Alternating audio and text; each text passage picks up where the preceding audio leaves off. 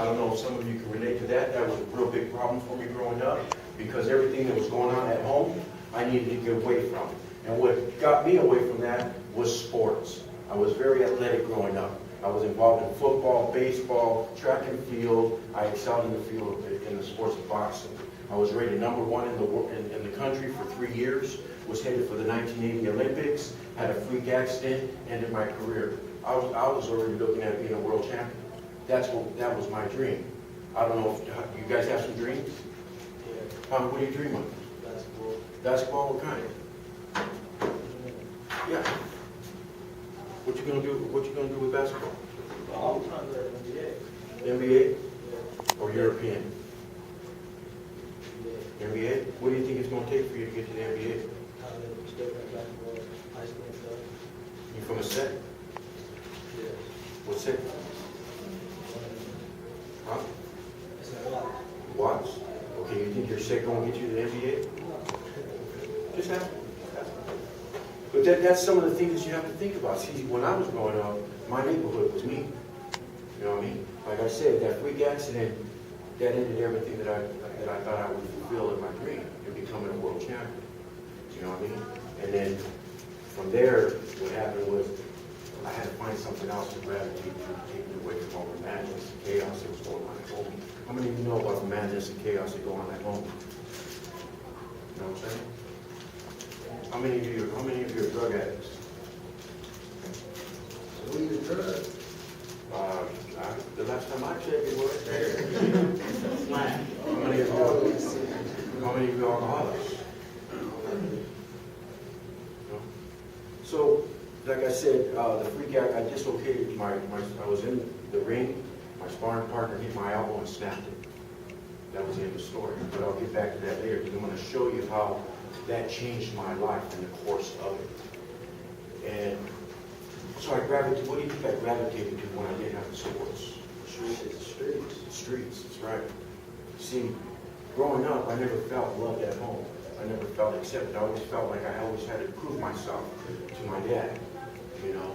And when I hit the streets, that's where I started feeling more. So I thought I started feeling the love, and I started feeling the acceptance of being who I wanted to be.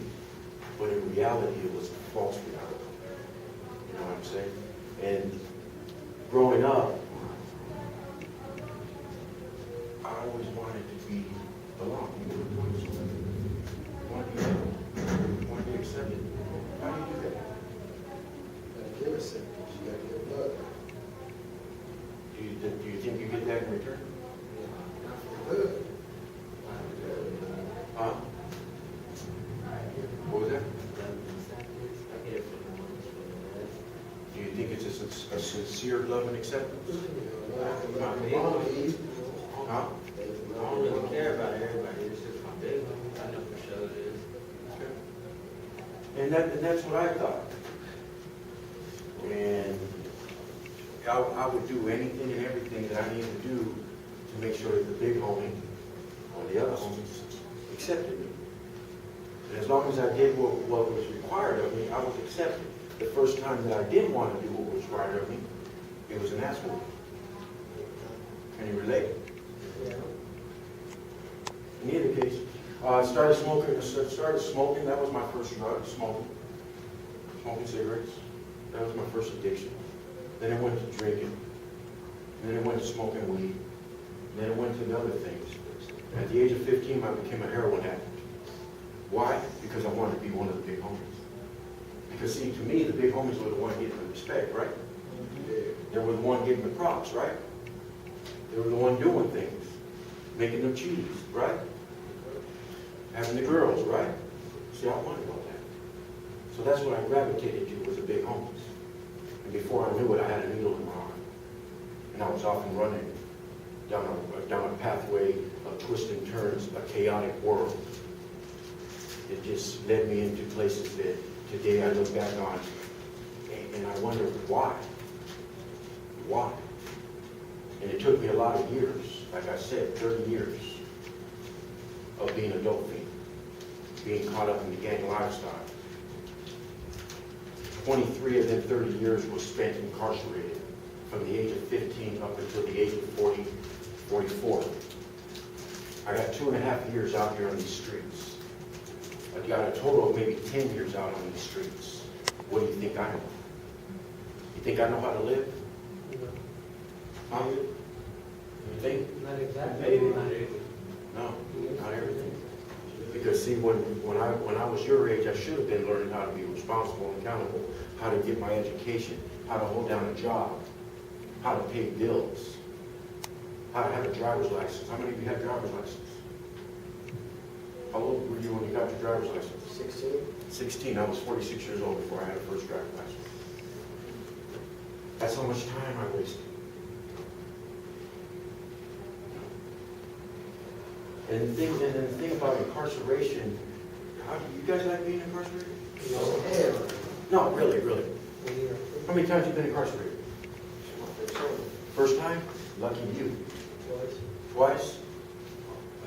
Like 5, 7,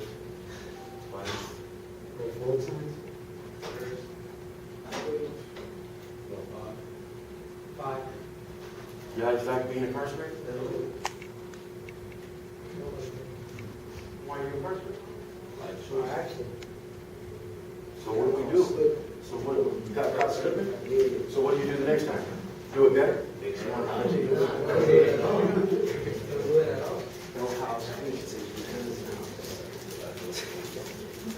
I grew up, who's ever heard the term the rites of passage? What is it? Huh? It's not out of state. No. The term, the rites of passage. Okay. I'm gonna use the Indian culture. In the Indian Native American culture, a young man at some point in his life will be taken out into the wilderness and will go through a ritual. If he fulfills that ritual, he comes back as a man. That's what the rites of passage is. As we as young men, we go through puberty, right? No, we're all know what puberty is. Stay with me. We go through puberty, right? And that kind of leads us off into being a man, right? What is the definition of a man? Can anybody tell me what it is? A person who takes responsibility for their own actions. That's part of it. I like that. You can hold your own. That's part of it. Here's what my rites of passage were when I was growing up. Number one, you was a badass. You didn't let nobody kick your ass. And ladies, please excuse my language. It might get number two was who can make the most money. Number three was who can have the most girls. And number four was you go to jail and get the respect due to you, and that defines you as a man. Can you guys relate to that? Huh? Growing up. And those are the things that I fulfilled to the fullest extent. And it got me into a lot of trouble. You know, going through juvenile hall, I think the longest time I was out was 3 months. The shortest time I was out was 2 days. The rest of the time was I became institutionalized. Be careful with that word, institutionalized, because it comes upon you so subtle that before you know it, you're so comfortable doing time that going out to the streets is just a vacation for you. Because that's the way it was for me. How many of you like to be told what to do? Raise your hand. You don't like to be told what to do? But you'll be out there and the homies will come to you and tell you, hey, go handle this, and you're going to go do it. But I don't like to be told what to do. The dope's going to be all up in you and telling you, go out and squat for me, but I don't like to be told what to do. And you got counselors up in the institution telling you when to shit, when not to, when to go eat, when not to, when to go to sleep, when to wake up, when to hit the field, when to hit the calisthenics. But I don't like to be told what to do. But I get it. That was me. At the age of 18, I was caught for a juvenile violation. Went to court. They offered me 2 years or A year in the county, 45 days in the county jail or 90 days in juvenile hall? What do you think I do? 45. Why? Wow, It's shorter. Huh? It's shorter. No strikes in the, get your strikes in the county. Huh? Get your strikes in the county. Exactly. Remember the rites of passage? Remember the respect? That's what I did. When I came back to court from that juvenile violation, I was rebooked on another case. Went to court on that, rebooked on another case. Went to court, they offered me 7 years joint suspension, a year in the county jail, 3 years probation. Now mind you, I've been on probation since I was 15. I'm 18 now. Or 2 years in the state penitentiary. What do you think I done? 2 years. What? Respect. Heck, Man, how you doing? Hey, Jay.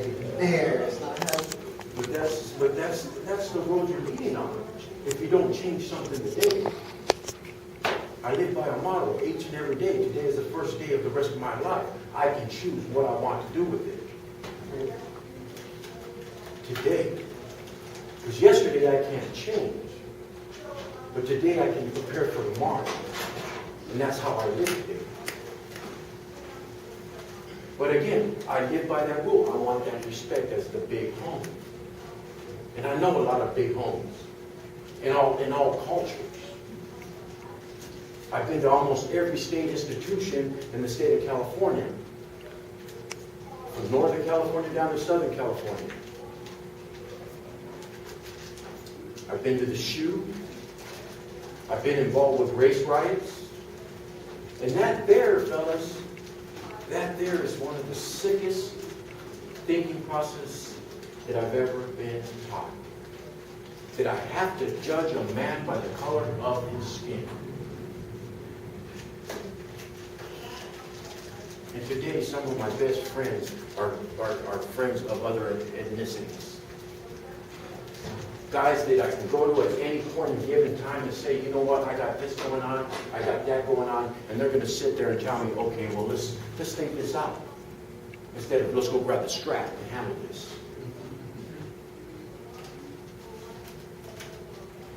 Being told what to do, not just by the counselors, but by my peers. You got 7 days to go home? 11 days, 7 days to go home? Who's got the shortest time to go home? You? Here's the way it works. 7 days to go home. You're doing how much time? I did 6 months. 6 months. 7 days to go home. The big homie's going to come up to you and say, you need to handle this. Negative? Okay, well, you don't want to handle this, then we're going to handle you. I'm listening to nobody except for my big one. Well, there it is. The big homie's telling you, you need Big to handle one this. is my name. Yeah, that's what he's talking about. The big homie is telling you, you need to handle this. And you got 7 days to go home, and you go and handle this. You go and handle this, get caught for handling it, and end up with 25 years to life. Because that's real. You got a big home. You deal with it. That's what goes on behind these walls. You deal with it. You deal with it. That's serious shit. That's what goes on. You either handle yours or you get handled. Where's the choice at?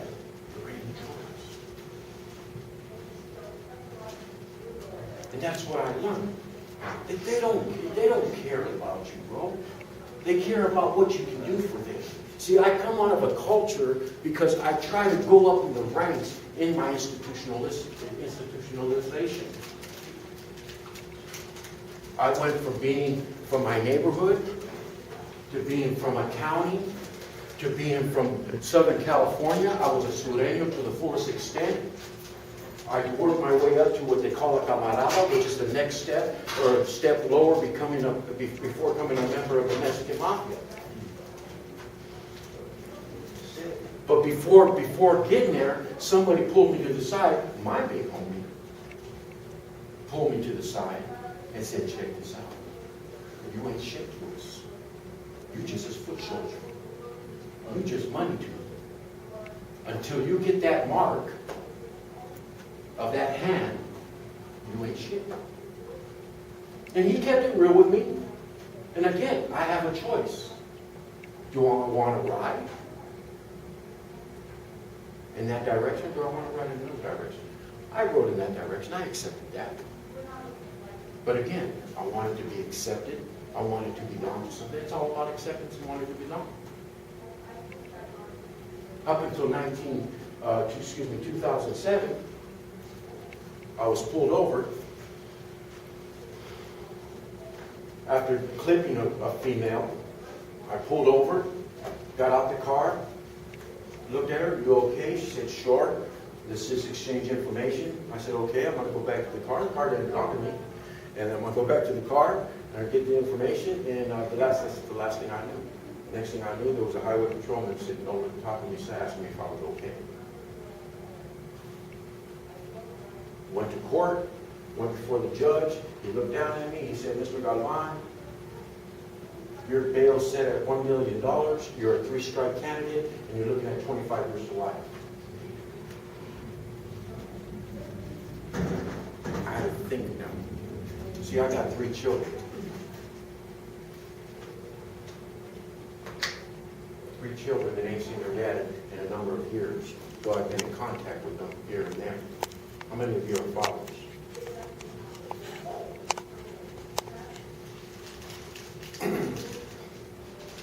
I was done. I was done. I went to my big home and I told him, "I'm done. I can't do this with him." And the respect that he had for me, he said, "Okay, check this out. If you go, you stay. Because if you come back this way, you're mine." I accepted that. Because I knew that I was done. I knew that I was tired of giving my life over to a cause that doesn't exist. It was all a false reality within my head that I've been programmed and I've been taught over the years, just like you guys are being taught and shaped and formed. Don't get me wrong. I love my people. I love my neighborhood. But I'm not willing to sacrifice my life today for it. I got a daughter that's 18 that ain't seen me in 9 years. Last summer, I got to go to her graduation from high school. Today, she's a college student.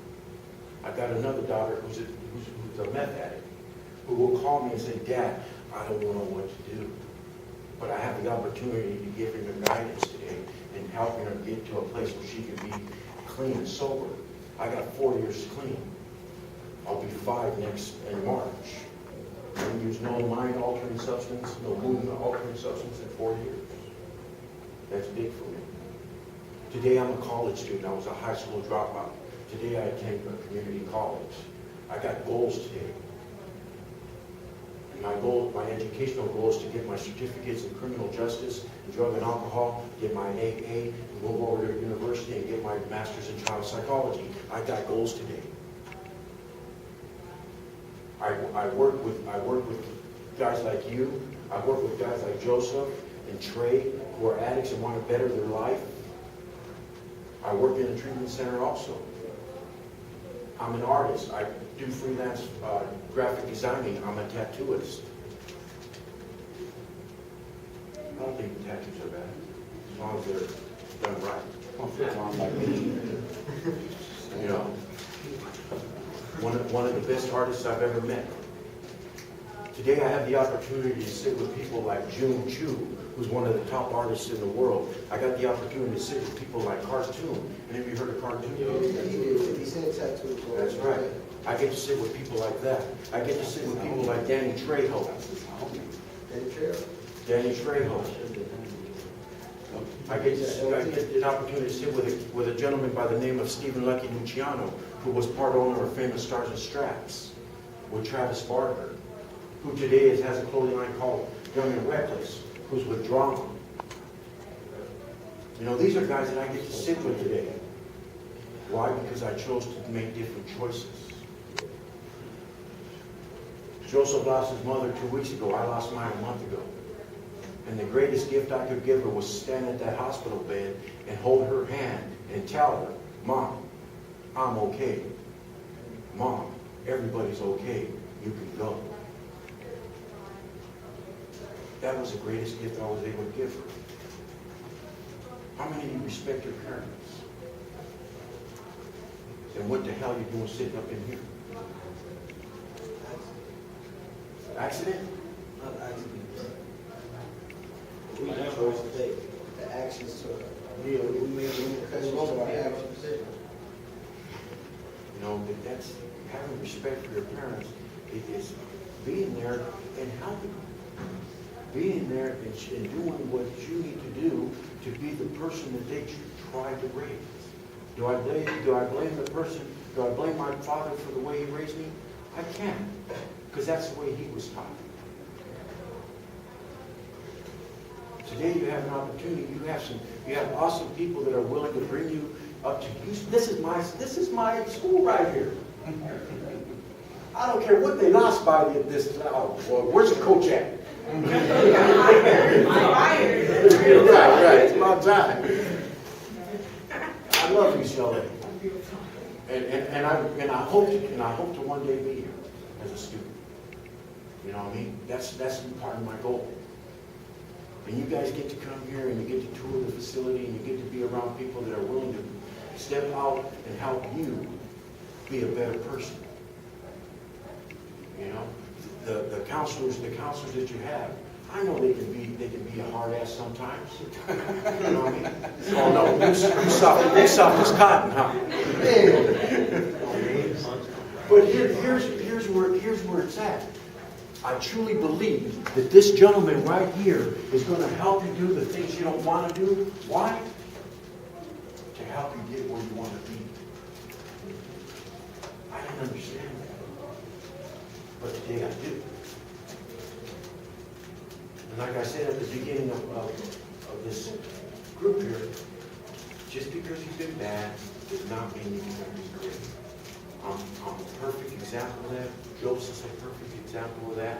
Trey is working on it. Trey is working on it. And then we have Sean.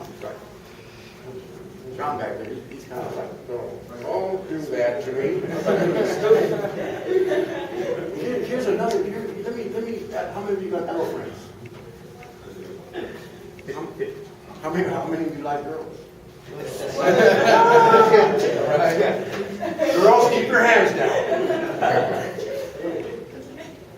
It took a correctional officer to help me realize that. So, do you like girls? I said, come on, dude. I do. Are you serious? Are you seriously asking me this? He goes, yeah, do you like girls? You have an old lady? I go, yeah. He goes, you're an old lady? Oh, think you're gay. What are you talking about? No, seriously, think about this. What are you doing sitting up in an institution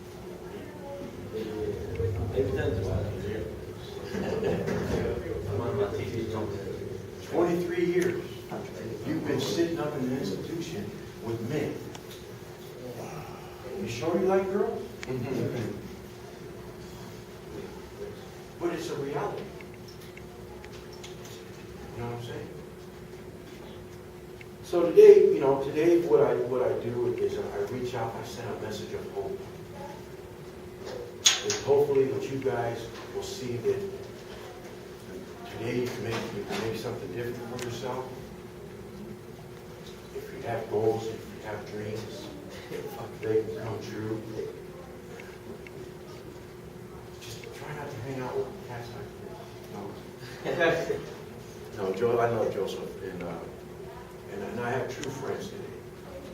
You know, I mean, the friends that I have in my life today, I can call at any point, any time they're there. And they're not there. What do you got? What kind of sack you have? How big of a sack you have? How much cash you have? You know what I mean? They're there just because they want to be there.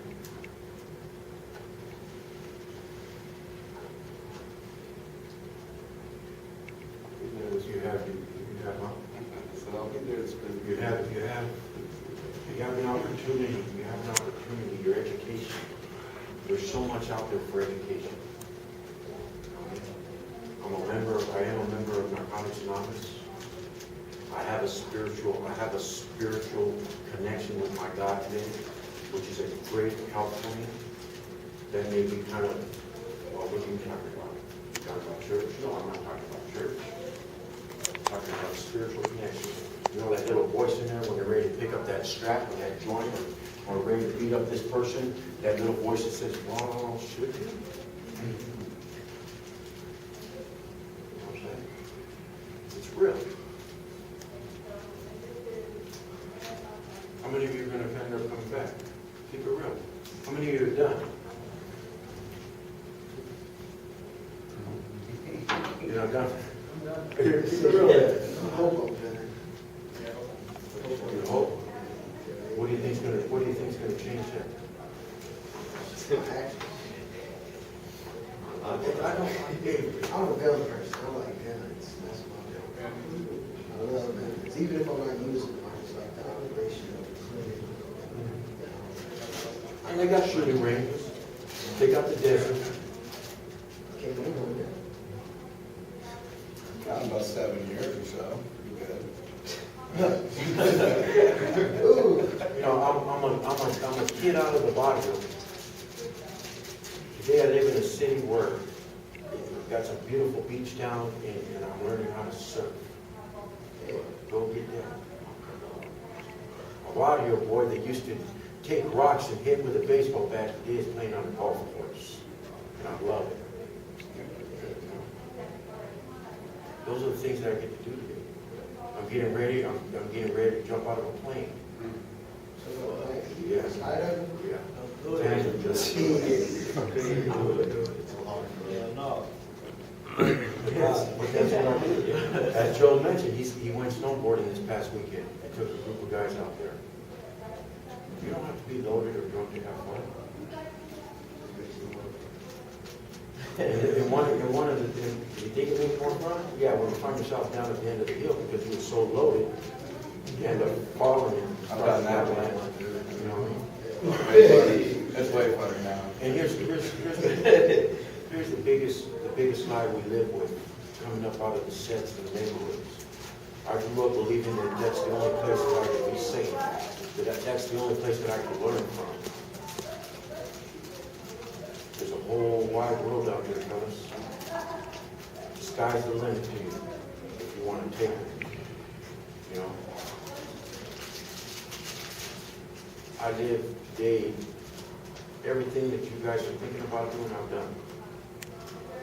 Every place that them things continue to, I've been there for you. I've done it for you. And that's why I'm here today, is to share that with you. You don't have to do it if you don't want to. Again, it goes right back to the choices we make.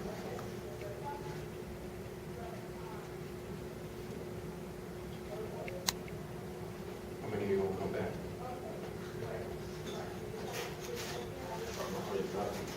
What neighborhood?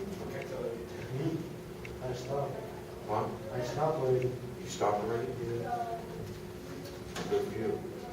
That's good. How does that work? Huh?